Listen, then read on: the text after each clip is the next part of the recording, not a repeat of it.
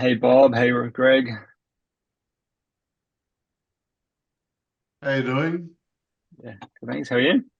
Not bad at all. Hey Caroline. Hi Cam, how you going? Yeah, good thanks. How are you? Yeah, good, thank you. What's it? Hey James. Hey,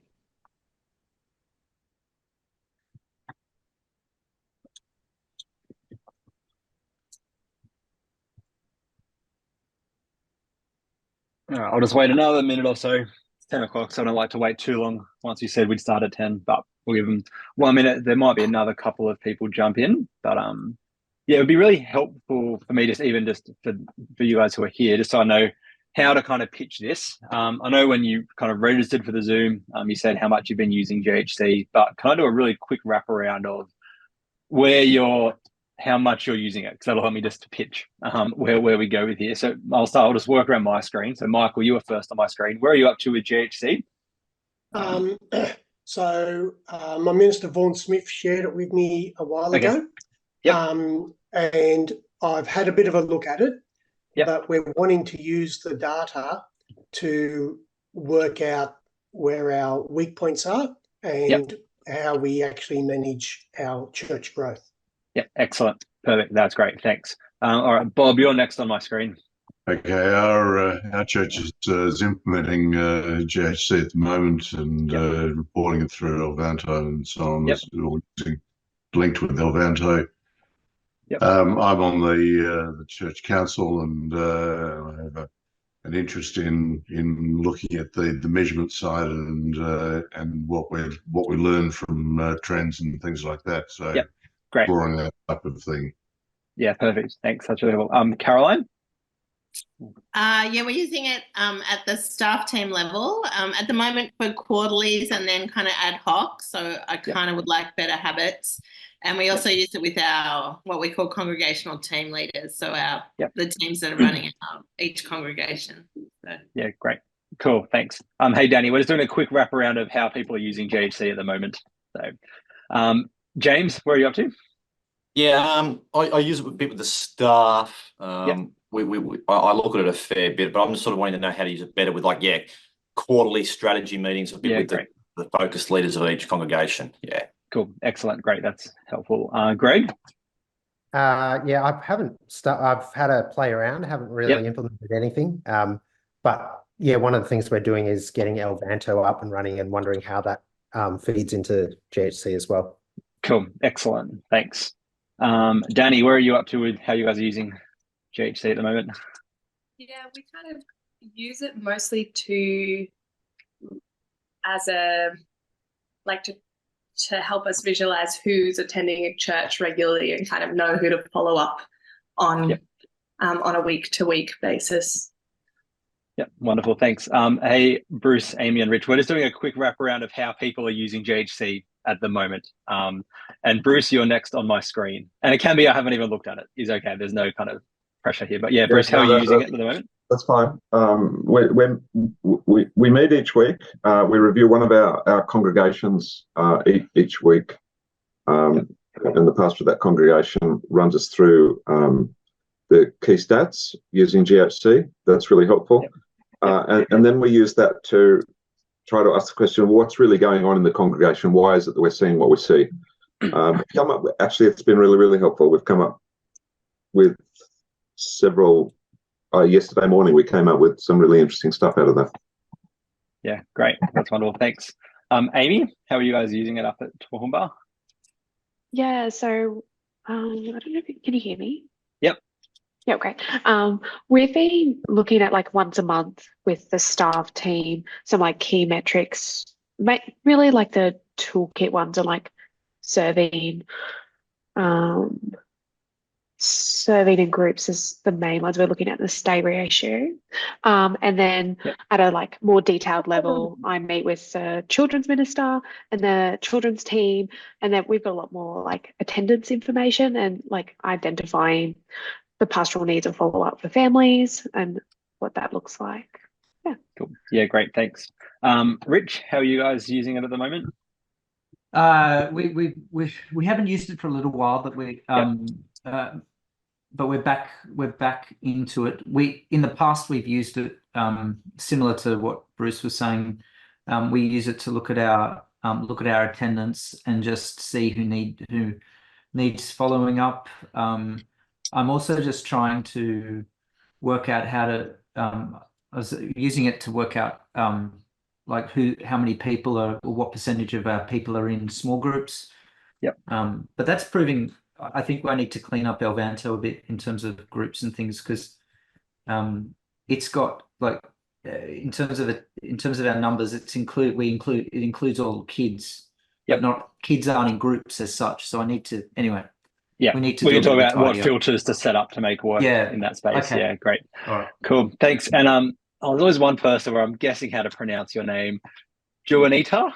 I'm probably not even close. Can you help me out here? We're just sharing how we're using GHC a little bit at the moment. Yes, it's Juanita. Juanita, sorry. Really, that was a no worries. total lottery on Zoom. Yep.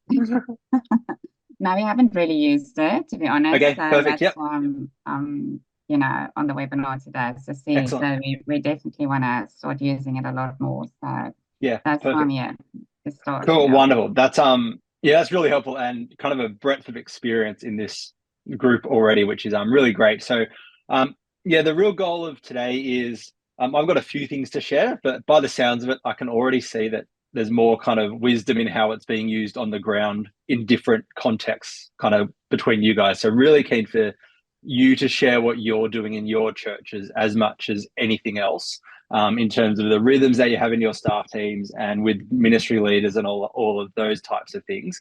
So I'll share a little bit, but as I go, I really love for you guys to kind of jump in and say, oh, we've tried that and it didn't work, and this is what we're doing instead. Or yes, that's exactly what we're doing and it's really working for us. So please make this a bit of a forum to discuss, as much as I don't want it to be a presentation by me trying to sell you on it. You're kind of using it already. So really love to hear from you as we go as well. But I thought I'd start. There's kind of two things I want to just spend a bit of time thinking about. The first thing we were going to talk about was around kind of just evaluating where we're up to and then setting goals kind of for the year ahead. So that's kind of one area that I think GHC becomes really helpful in. And then the other one is around just the ongoing rhythms in a ministry team of how we're using it, who are we meeting with to have discussions, what pages of the toolkit even are actually helpful in different meetings and that kind of thing. But I thought I'd just start with kind of the goal setting space first. And really just a couple of minutes to think about how GHC helps us just assess where our current reality is. And if anything, it is totally dependent upon just good data in your database.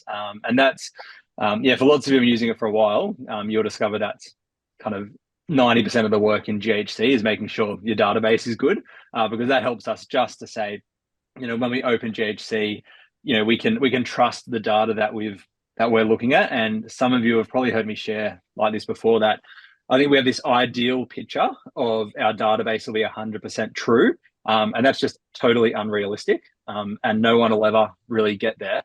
But we want to have a database that is at least kind of trustworthy, in the sense that we know, all right, we've done the work, that we can trust the data that's coming out of it. Yes, there's going to be errors, but at the big level, we can trust the things that we're looking at. So the numbers, when we see a percentage, we can trust that percentage is 90% accurate to what the reality on the ground is. So in terms of how we might use GHC to set some goals, let me share I'm going to spend most of the time in the toolkit. I might mention a couple of others of the other add-ons in there as well, but let me just share a toolkit with you.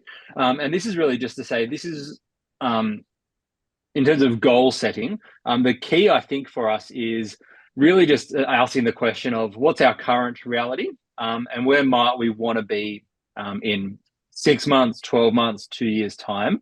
How I would look at it from this point of view, from this set of data, is using the trend lines can be helpful. So these are just a really kind of entry kind of picture to go over the last 4 quarters for these ones. How are we tracking? Are we seeing consistency? Are we seeing dips? Are we seeing growth in these areas? And what's the story that's lying behind them? So for this one, I'm seeing a bit of a picture where kind of visitor numbers have gone up pretty significantly over the last 12 months, and that's a good number. But the result of that is a bit of a dip then in the people who are becoming members. So for this church, I would be thinking, all right, what are we going to do over the next year to see the new people who are already coming actually joining our church?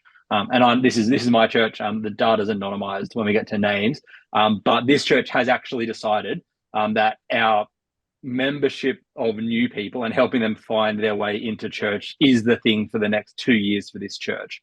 Really looking at these numbers. So they've looked at this and gone, yes, we're getting new people, but we're not seeing new people actually stay. So how are we going to set a goal over the next 12 months to see them increase?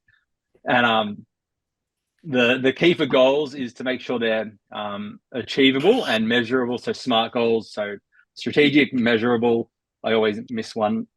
Achievable, realistic, and time bound.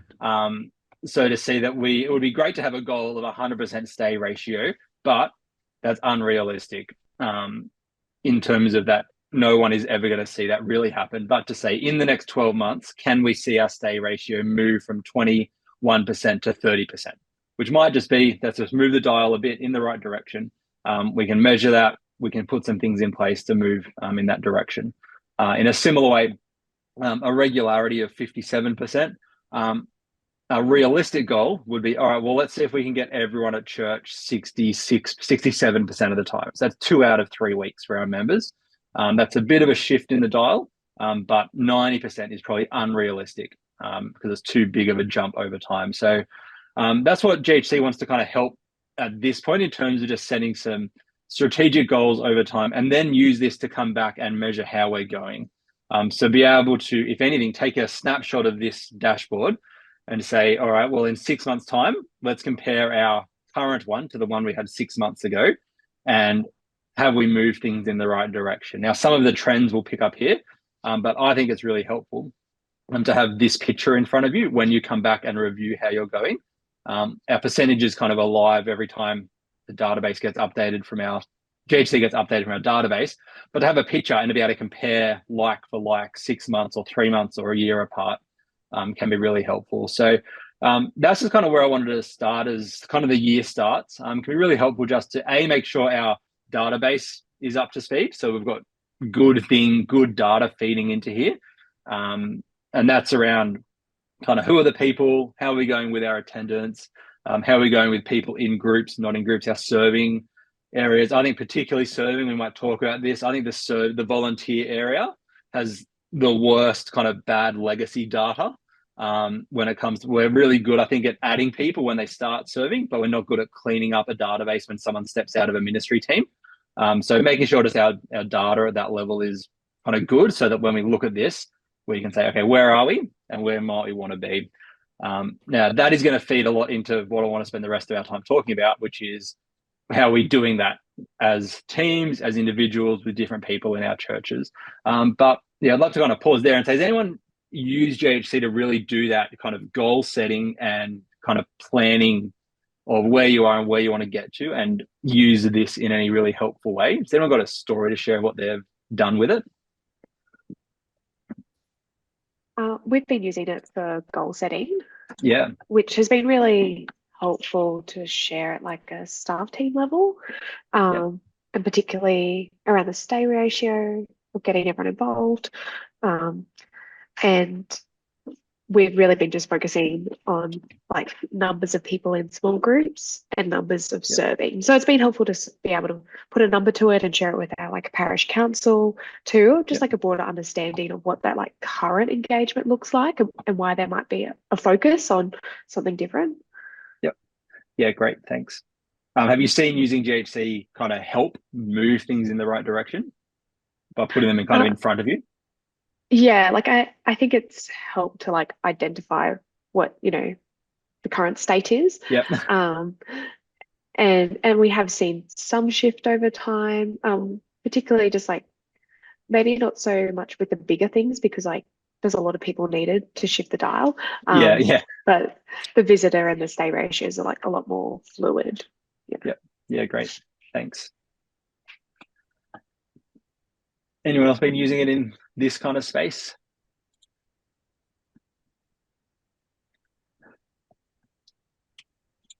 not at this stage. All right, let me press on. So yeah, let's talk about kind of ministry rhythms and how GHC becomes a tool that can be really helpful in the kind of yearly rhythms that we have. And I think as we think about this, I think there's a few different types of meetings that we might be having, and a few of you identified that at the start. But I like to think about it in whether there's the weekly, the rhythm of a weekly meeting or school checkup or something, the monthly things, the quarterly things, and then possibly the yearly annual review type thing. So that's the kind of way that I think about it. And depending on what type of rhythm we're in, will depend on the toolkit pages that we might use. So I want to share a little about how I've used it in a staff team, but then would really love for, like I said, for you guys to jump in and say, oh, we do something a little bit differently in that space. The weekly kind of things, I think there isn't a lot that you would look at as a staff team, particularly on the weekly rhythm. And again, also worth mentioning, it depends on how many people are in your staff team as well. So if you have a small staff team where you might be on your own in a church, you're doing this on your own, and that might change the flavor of the rhythms through your year. If you're in a staff team with 5 or 6 or 10 staff members, that's going to look different depending on how many people are engaging in a meeting and that kind of thing as well. So worth just kind of acknowledging that. But the only one that I would look at every week as a whole staff team, really to collect the data on people and the stories that are lying behind people, was our visitor pastoral page. So this is the one that in a weekly staff meeting, everyone who is present is looking at this page as a way to ask the question of who have been the new people over the last 1 or 2 weeks. Really, that's just a short kind of potentially 10, 15-minute discussion. Who was here last week? Who was here 2 weeks ago? Maybe 3 weeks ago? Have we seen them come back? Who spoke to them? What's their story? What might we do to help them move along, attending more and coming back another time? So that's the one that I think is a helpful weekly page to look at, really just to collect the stories of who are the people who are new around our church. Now, the kind of assumption here is that we're adding them into our database. So this requires that someone is added into Elvanto or whatever other planning center, Flu, or whatever it is you might be using, but they need to have been created in the database to show up here. And that's a good pattern to be in, I think, which is to be adding people as soon as possible. Like first names, I think, are enough to create a profile so that you can begin to tell the story of how many new people are coming through your church as you can. So, I think if whatever your welcoming and collection of names process is, adding people as soon as you can is a good rhythm to be in, because it lets you tell the real story of how many new people we had on any given week at church. So that's the only one that I think is a weekly rhythm to be in, to be looking at over time. Let me pause there and say, is anyone else using that or doing something differently in the weekly rhythm that you're doing? Danny, I can see your hand waving around a little bit. Madly. It wasn't mad, it was just a little, but it's okay. I just had a question about what you were doing, Cam, in terms of adding people as we used to add in people to Elvanto straight away, even if we just had a first name. We kind of would put them in as like Jenny Anonymous or like Jenny, if we didn't have a surname. And over time just had lots of Jenny Anonymouses. And because we didn't have a surname, weren't able to really distinguish who they were. And so we've actually kind of moved to, if we don't have both names, we won't add them because our database just becomes too messy and we're not actually tracking people I wondered if you had wisdom on how you navigate that. Yes. And I think if anything, it creates a impetus on welcoming teams to try and follow up people. So it depends on the processes that you have to go. If Jenny has come back for 4 weeks, does someone know that those 4 Jennies are the same Jenny? Hopefully someone has picked that up. And if anything, that from a staff level says, hey, welcomers, we've welcomed Jenny 4 times. Now, was this the same Jenny that you all spoke to and no one realized she had been there for the last 3 weeks? And so it kind of almost puts the ball back in that court to do that. And if anything, I'm kind of okay with having 4 or 5 Jennies for a while, if they do land, to then merge them all together, because I'd rather know that she's been there for the 5 or 6 weeks than we've finally added her, but she's actually been there for 2 months and we think this is the first time she's been at church. So it's navigating how do you manage that, and it does create more database work to be adding lots of single name people, but I think the payoff also is that it helps you get a real picture of how many visitors you've had. So if we have lots of people who only come once or twice and we never get a surname, I don't know that we've actually had that many visitors at church. I think we've only had maybe 10 because we had 10 people who we got 2 names from, but there might have been 50 other visitors, and we're missing the fact that we're just not helping new people stick because we think we've done really good on the 10 who we have, but there's a whole lot more that we haven't. So I guess it depends, how do you weigh that up? And the last thing I'll say before, I'll go Michael's question was, I guess on a church by church basis, having said all of that, it's okay as long as everyone knows that's what the data is showing. So if you look at GHC and everyone who's looking at it in your church goes, all right, we are only seeing new people who we have first and last names for. There were another 50 new people. If everyone knows that, it's kind of okay because you all are aware of what the data is showing. The inconsistency becomes then when you look at someone thinks you've added every new person and half the team thinks, oh no, we've only added first and surname people, and there's a mismatch there in the discussion. So clarity around what is happening is kind of key in that space as well. Which I think is why we also, people say, oh, how do we compare with other churches? Like, well, it's kind of irrelevant because as long as your church is aware of what's happening across the board, that's what matters, because people are making different assumptions with how their processes are as well. So yeah, that'll feed into a lot of other things that we will talk about as well. Yeah, Michael? Thanks, Cam. So we actually operate a different process. Yep. Please share. We use Alvanto to record attendance, and we just put visitors in for 2 weeks as visitors. But if they come on the 3rd week, then we update the system accordingly. We find we have a fair flow of people that come and go, and often they're just checking the church out and going elsewhere. So it's sort of like if they come for 2 weeks, then we'll follow them up, engage with them, etc., and put them in the system. But if they give us the details on the 1st week, then we'll try to follow up within that 1st week. So yeah, we aren't quite as sophisticated as trying to get those details first up currently. No, that's great and really helpful to share, because it's a different system, but as long as it's consistent with the system and everyone in your church that knows that's how we do it, that's a good thing as well. So yeah, that's great. There, in lots of this, consistency is key. Just to, all right, 3rd week is when it happens. That's what we know, what we're looking at. Yeah, wonderful. Amy?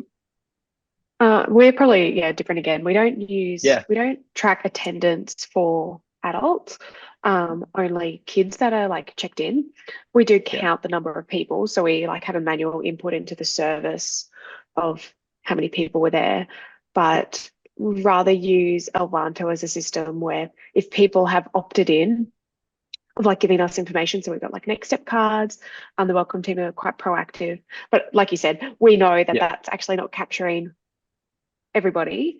But I do wonder if you've thought about like the implications, because part of that approach has been like privacy and not inputting people's names or information if they haven't provided that to us. I think yes, that's an excellent thing to raise, and probably not something that I've done a lot of thinking about, but it's also in terms of just how widely shared any of this information is. So if someone gives us willingly their contact information, then we're kind of fair game, but we're not doing any kind of communication or anything like that with someone until they're like, yes, please call me or fill in a card or something. But I still think it's helpful if Ben shows up at church to know that Ben was there over the last couple of weeks. I think that's what churches have been doing forever, is trying to track that. And we're just putting that somewhere rather than writing it on a note of paper. But there are implications to where does our communication start and what information are we asking of people in that space as well. All right, that's let me first we can talk about weekly. So that's the weekly space, I think. That is help with, and then we're kind of very much in that new person pastoral rhythm of caring for people as they find their way into church. The next kind of area that I jump into is kind of the monthly rhythms. And I still, for the most part, are in the pastoral care of people. But the shift is a little bit towards how are we helping people who have been new, but we want to help them make those next steps into joining our church and really connecting. And how are we going at looking after our members and their attendance at church? So depending on how you go at recording attendance data for adults, this will become more or less helpful. But the 2 pages that I would think as a staff team or as a leadership team you're looking at each month would be the next 2 pastoral pages. So our integration pastoral page. This is really just a filtered view of the visitor pastoral list. So taking out anyone who's been archived and then really splitting up still people who have been added in the last year, but asking where are they up to in joining our church. So the people on the right-hand side are really our new people who aren't members yet. So they've been around, they might have been for a lot. They might, if we scroll down, these are still our very new people. But how are we going at helping this group connect and become a member? So if you're doing any kind of new person lunch, this is what it looks like to be part of our church. This is really the invite list for that. So this is really the list of people to go, all right, if we're doing something for people who have been around, they're new in the last year, they're not members, they haven't done whatever is required for us that we've set to be a member. This is that list of people who we might use to invite to some kind of welcome event, membership, lunch or dinner, whatever that might be. That's what this list becomes. And we can see that the people at the top here, they've been around a lot. So these people are kind of probably members. They just haven't been cleaned up, but they've been around for a lot of weeks. Some are in the middle here. We're beginning to see people who have been added kind of late last year or maybe early this year. They've been around 5 or 6, 7 weeks through that middle section. So they're people we want to really help make sure they stick and land and connect. Down the bottom here, they're either people who came once and we can archive them, or they're still pretty new in their journey into church. But the top of the list is really that invite connection. The list on the left-hand side, I think this is one of the most powerful lists if you're recording attendance, because this list on the left here is people who are new in the last year and are members, and just tracking how are they going at really sticking. So these are the people who have shown up, they've come to our member lunch, they've said, yes, we want to be part of your church, whatever that is. But they're still new, like they still haven't been at church for more than a year. So these are the ones that I think are really easy to slip off our, oh, you're new here radar. And we just think, oh, you're part of church now, but they're still making friends. It takes them a couple of years to really feel settled in a church. So this is the list, I think, to have a particular eye on because they're new. They're still finding their way. So at the top here, I'm not particularly worried about these guys. Their regularity is better than the vast majority of the members of this church. This person at the top is just can't get enough of it. They're there every week for the last 8 weeks. But I have a particular concern for some of these ones down the bottom here, which is they've done enough to be a member, but their attendance is really, really sporadic. This person here that's been every week for the last 4 weeks, I want to make sure that they keep that up. This one here who has been a member, they haven't been at church for 6 weeks now. I got a concern for them. So this is that other list that I would have a look at once a month just to see how things are tracking and to be able to produce the follow-up. Who might need a phone call, who might a team or someone on staff need to get in touch with just to check in to see how they're going. So that's a once a month type thing to go through the list of names. And the other one that I'm looking at each month is the pastoral page. There's a couple of things that are happening here that I think are helpful. The list on the right-hand side is kind of our code red people, which are you haven't been at church for 3 months, but I don't want to wait 3 months before I do follow-up. That's a long time before someone gets a phone call and we say, hey, we haven't seen you for a few weeks. How are you going? So this is kind of, it's all bad. Maybe they have a good reason they've been at church for 3 months, but that's when they produce that list. But the list on the left-hand side is just all of our members and how their attendance has gone. But the thing that's really powerful here is this additional slider, which is kind of hard to see, but you can see it pop up here, which lets you dive into a particular range of how long ago since they attended.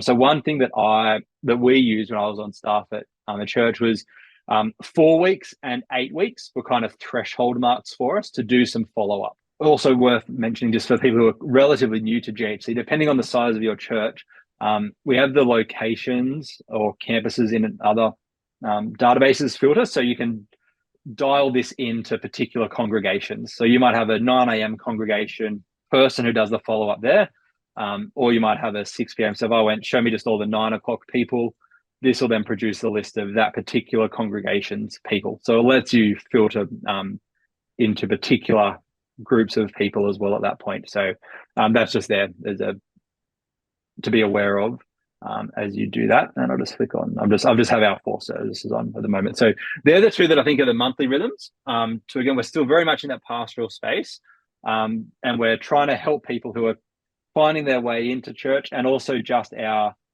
members around how their attendance is going at church, if we are using that.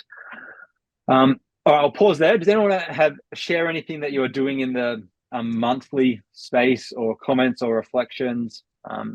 You've got youth. We put youth group as under groups. Should I be putting it under services? Sure. So that is one I actually know why I did it and didn't make an error.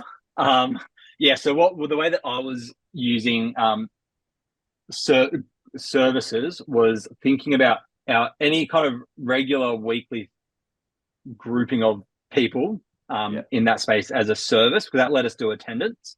So, and I think service attendance is more powerful than the group attendance, particularly for new people, whereas groups are just really tied down, as in you can't record someone was there until they're actually part of the group. So you have a bit of a lag time on that. So we did our weekly kids club and our weekly youth group as services and marked attendance that way, rather than in groups, and kept groups primarily for our small groups.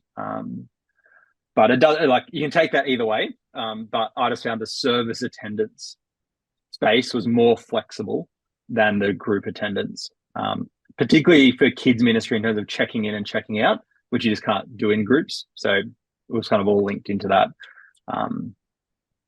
But yeah, you could go either way in that space. Cam, how did you get that? I was writing some notes, and then suddenly this window appeared of you could move the weeks thing. Where did you actually do that? So it's like this little thing that pops up on a whole bunch of these different tables, and if you just hover over it, a little grey item comes up at the top here. So it's this metric slider. Yep. So there'll be some that pop up that let you do things like this, and on another couple of pages, you can put in different metrics to measure different things. But on some graphs or tables, it's not there until you hover over it, and then something will pop up to let you see that. So yeah, that's where that's there. Thank you. That's all right. Is anyone else doing anything different in the monthly kind of space, or looking at other pages, or Amy? Because of our staff team is like a range, like there's some involved, with face-to-face ministry and pastoral ministry, but not everybody, or in different spaces. So we've tended to look at like the overall toolkit, and as a needs basis, then look at the like attendance pastoral, for the kids team or for those demographics that might be relevant, because it was just a bit overwhelming, I think, for the size of the team and the relevance for everyone. Yeah. So what were you looking at each month? So we've been looking at really focusing on like the group ratio across the different congregations. So a mixture of the like overall toolkit, like all people, and then we've dived into the overviews health to try to get like understanding across the like locations. Okay, cool. Yeah, so what were you looking at this page? Because this isn't one that I really look at very much. So explain for everyone how you use this one. Well, because like each of our congregations are like quite different in sizes and dynamics. So one is an average of like, I don't know, here, like 400 people, and the other is like 50. So it was helpful to sort of break up across like some of our congregations doing really well in like group engagement and others less so.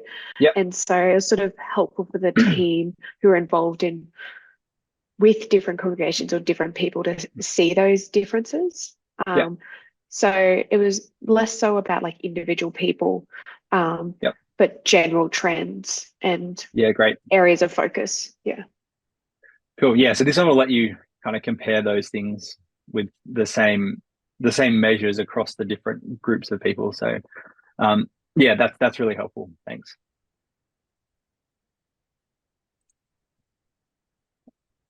All right, let me talk about a couple of kind of quarterly things that you might use, and I think the quarterly space is possibly where we land in some of the pastoral lists of groups and volunteers, which is the who are we going to invite over the next 3 months to join a team, or who isn't in a small group. Just knowing that both of those take more time before someone possibly gets over the line. So kind of quarterly, it might be as a whole staff team, or it might be just particular groups of people. Someone who's responsible for serving, or someone who's responsible for people in groups. But now a couple of pages, and I'll blur some of these names out a bit later. But our groups list, I think the most helpful one here is being able to say who are all the people who aren't in groups, to produce a list, and then I might look at just all the adults because children youth aren't in that space. So to say, all right, these are all the people who aren't in a small group. So over the next quarter, what conversations might be able to be had with them to see if they can make a jump into a small group. What small group leaders might we be asking to do the inviting so that it's not just totally on staff to do that. The other thing that we can begin to pick up from this page is really just a bit of a picture of, if we're doing attendance for adults, we can see their engagement with a church service, but they're not in small groups. So there might be some people here who are, green most of the time. So they're at church a lot, but they're not engaged in a small group as part of the life of church. Now, depending on how your church is set up and the priorities around each of those things, you might see these are people who we really want to encourage into a small group, or there might be people who are pretty irregular at church, but the next step for them might be bedding down relationships in the small group kind of space. So that's where we can begin to see who the people who aren't in small groups are and how we might invite them. The other thing that we can do and begin to assess how our groups are tracking, and our church doesn't do small group attendance except for one group, but we can begin to assess some of these things on a group by group basis. So I'm just going to find a group that's actually got data on it. If we just click on one of these numbers here, it'll show us how that group's going over time. So we might want to assess how's that particular group going, their regularity. So their people are at 80%, that's not too bad. But we might be able to see if there was a group who was at 30%, we might want to jump in and say, okay, how might we get alongside a leader whose group is struggling or something like that. So that lets you dive into some of that. Now that requires kind of taking group attendance for this kind of assessment, but that'll depend how you go. And then you can see weekly attendance for each, for individual groups at the bottom as well. So that's there, but I don't think you're doing that more than quarterly in that space. And it'll depend also who's a bit responsible for small groups to how engaged they might be in doing this more often than other wider staff team people. And the other pastoral one is the volunteer pastoral one, which again, I think is going to help us produce lists of people who we can invite to join a team. So on the right-hand side here, we're just looking at all the adult members in this church who aren't part of a volunteer team anywhere. And again, that is really pulling just out of the database, them being marked as a volunteer. And my encouragement for people is to have everything that someone could do at church marked as a volunteer role. So there's a real picture of people's engagement. So you might be able to see so like we have roles for parish nominators or lawn mowing team. Now that's a very different role to someone who's preaching or someone who's leading a small group, but we want to know that people are engaged in that way across church. So that's my encouragement to people is to anything someone could do, have it as a volunteer role, so that our list on the right here is really showing all the people who aren't engaged. And again, as a staff, that's a matter of saying, all right, who's going to have conversations with which people over the next term to join teams, or what's the next step for some of them. That's all the pastoral ones, and I feel like I spent too much time in that pastoral space. But let me just share a couple of strategic ones that we will be looking at quarterly, because I don't think you're looking at, I wouldn't be looking at many of the strategic ones more regularly than that, because they do tend to show more of the trend things. So quarterly, I'm looking at some of these visitor strategic pages, and we're just asking, where are our new people coming to over time? So what congregation is seeing new people come? And then we can begin to use some of our date filters at the top to ask, okay, in the last 3 months, where did all the new people come? So we could, I might do that at a quarterly meeting, say, all right, in the last 3 months, where did all our new people come? How are we tracked in that space? So that'll let us begin to see. So 3 months is picking up December, January, February, March as month options from today, 3 months back, but that's when they've come over the last 3 months and where they've come to. So that can help ask the question of, all right, how are we going at each of these spaces, helping them land in a service? Something similar is the strategic page, and I think it's really helpful to compare these two. So to have a picture of if 6 p.m. congregation had the most new people in the last month, in the last 3 months, how are they going at just helping new people become members? Now, again, it takes a bit longer than that, so I might not go to a 3-month range, but this middle graph here, I'm asking, okay, where are our new people becoming members? And I'd hope that 6 p.m. was the largest, because they had the largest number of visitors in the last 3 months or in the last year. So that's how we can begin to compare those two to see how are we going at helping each congregation who is seeing new people, how are they actually translating into new members at our church over time? Because we want to be able to ask the question a couple of times a year. If, for example, this 9 a.m. congregation had, on our visitor page, they had 50 new people, but only 4 members, I'm asking the question of what happens when people come through the door. Whereas if the 6 p.m. congregation, they only had 7 new visitors in the last year, but 6 of them became members, there's a different story lying behind that. Where the 9 a.m. congregation, everyone's coming, but no one's staying. So why is that the case? What's happening at that group of people? Whereas the 6 p.m. in my fictional reality, there are like no visitors, 7 of them, which is great, but not a lot compared to the other one. But once they're in the door, like they all stay. So what's happening at that group so that people are sticking around in a different way? But they're the kind of questions that I might ask each quarter, or possibly a couple of times a year, to interrogate some of that. I want to pause there because that's a bit of a package. And then I want to talk just about a couple of other ones and then open it up for a bit of discussion. But any questions around that space? Yeah, Danny? Thanks. I only just found how to raise my hand. That's right. What is this studying and serving in the new? Oh, okay. That's this church's people categories. So they've got a lot. So that's categories. So people categories. That's their the way that they're tracking people. They have 4 member categories, which is kind of you're attending, you're connecting. Connecting isn't a member category, but you're attending, you're studying, which is like you're in a small group, you're serving. So they're using people categories to track some of that outside GHC. GHC just pulls all of them together to say you're members. But they're running a bunch of other reports on multiple member category movements as people move into different areas of church. Yeah. So you could have all different ones in that space. But that's just people categories or membership types in a different database. Yeah.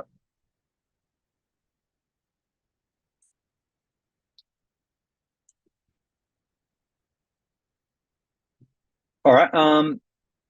So that's kind of the quarterly thing, and then the annual type things might be some of our other strategic pages. This is going to pick up. We might look at this depending if we're going to focus on a particular area.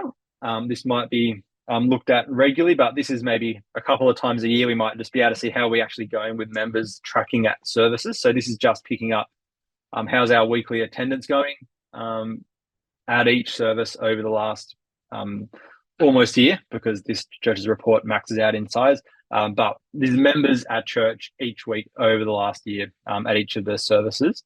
And what I'll do, just for the sake of this being a bit clearer, so there are 4 congregations, and then we can dive into really ask a bit more of a story of, if our regularity is sitting right at 50%, how does that break down? And if this is a focus area for us, so if as a church we said we want to see this move from 50% to 60%, this regularity band graph at the bottom here can become really helpful, because it breaks down what makes up that 50%, because there are a number of ways that we could move 50 to 60%.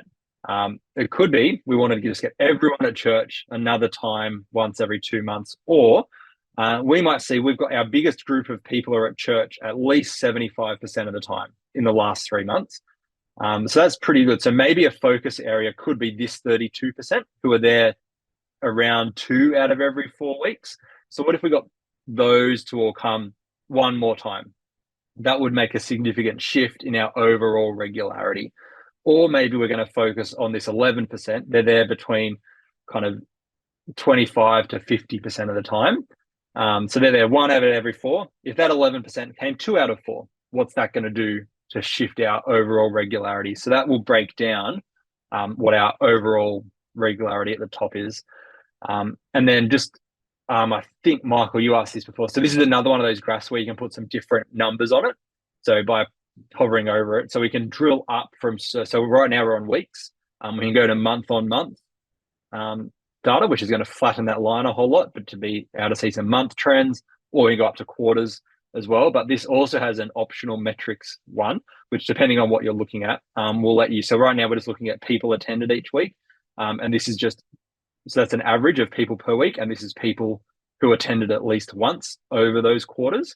So it's just going to tell you a little bit of a different story as you look at a different number there. So on the week by week one, it's going to look exactly the same. But this is counting total bodies in the room, not people per week, as a bit of an average each quarter or each month. So some of the graphs have different things where you can dive into different types of data at that point. So that's worth looking out for. So there's an optional metric one, and there's drill up and drill downs on some of them as well. That'll just reflect the data in a different way depending on what you're trying to see. So that's, I think, like a once a quarter or a couple of times a year, you might come and look at how we're tracking in this. And then similarly for some groups over time, just be able to see how our groups go. Now, I don't have really good group data in this space. So if your church is doing better group attendance, this is going to be much more helpful for you. But very similarly, there are from weeks to months and optional metrics to people who are there, how many members are in groups and that kind of thing. So these let you show some data in different ways or show different things in that space. So that's kind of how I think you would begin. What are some of the rhythms that you might use GHC and how you might look at it in different ways? Having said all of that, I think there's no way where you would look at all of it often. So I think getting into a bit of a rhythm of saying, all right, what are the things that we're going to look at each week? What are the ones that we might look at each quarter? What are the things that come up each month? And depending on what you're trying to do in a particular meeting or with a particular group of people will help you use this in different ways. But again, we're kind of, I skew heavily to the pastoral side because that's our main game, is how do we just keep caring for people well and keeping on top of how they're going, how are they growing as disciples. That's always the main game. And some of the strategic things become, all right, let's set a goal. Let's come back and review in 3 months' time. How are we going? Or how is this alerting us to something that might need to become a focus area for us over the next 6 months, over the next year, and that kind of thing. Second to all that is all the add-ons, which we just don't have time to go and look at. But if I was responsible for groups in a church, I would spend a lot more time in the groups add-on. But that wouldn't be something that as a whole staff team I might look at together. Maybe once a year I might give a bit of a report on how groups are tracking. But some of the other add-ons you could look at more regularly. But I think as a leadership team, they're not necessarily things that you all look at together, but particular people might take particular responsibility for those. I'll say one more thing and then I'll come to your questions. The last thing that I've heard from a person who is using this as a start within a large-ish staff team, as the senior minister in this church, the way that he uses it in his like one-on-one meetings with staff members is the first question as they begin to see how their ministry is going is always, okay, what's your one GHC insight that you've picked up over using it in the last little while? And that kind of sits outside of the team rhythms, but just in terms of the leading of people and the meetings that happen, that's something that I found really insightful to have a staff team who are using GHC, and when one-on-one meetings happen, there's just, okay, what's the one insight that you've picked up? Maybe something's going well, maybe something we might need to focus on, or an area of church that you've noticed. But that sits outside of the yearly rhythms, but just in the meetings, okay, what's one thing you've noticed from GHC to be able to help people use it and notice things that you might not notice in other ways